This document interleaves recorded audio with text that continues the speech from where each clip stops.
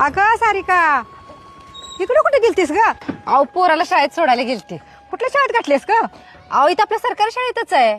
अगं बाई, मराठी शाळेत घातलीस तू?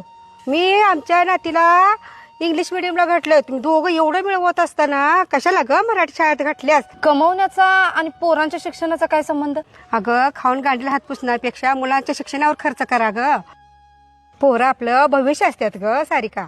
नाही, तुम्ही बोलताय ते पटतंय मला, पण असं कुठं सांगितलंय की पोराला इंटरनॅशनलला किंवा त्या इंग्लिश मिडियमला घातलं आणि ढिगानं खर्च केला म्हणजेच आपण पोरावर लय प्रेम करतोय किंवा आपण पालक म्हणून बेस्ट आहे, असं काय नाही आहे काकू.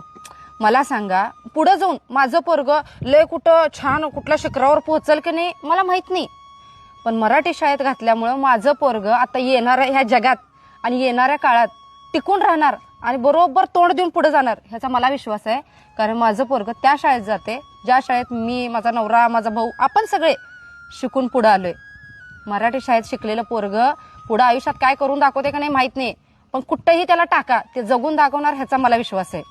आणि काय हो, इंटरनॅशनल स्कूलमध्ये ठीक आहे ते इंग्लिश शिकवतात ना, मग मी माझ्या पोराला मराठी शाळेत घालून इंग्लिशचा एक्स्ट्रा क्लास लावलाय. झालं की विषय संपला इंग्लिश मिडियमचा. ठीक आहे, भाषेचाच विषय उरत असेल तर त्याचा क्लास लावू शकतोय, पण संस्काराचा विषय असेल तर मराठी शाळाच पाहिजे, जे त्याला आत्म तयार अशी करते की ते जगाला तोंड देऊ शकते. आणि इंग्लिश मिडियम शाळेमध्ये इंग्लिश शिकवलं जाते ब्रँडेड शाळेत, जिथं लई ढिगानं फी भरली जाते. आणि जे आता आपले सगळीकडे इंग्लिश मिडियम शाळा चालू झाल्यात, अहो त्या शाळेमध्ये कुठं त्या शिक्षकांसोबत जरी इंग्लिश टू इंग्लिश कम्युनिकेशन करायचं म्हटलं ना, होत नाही.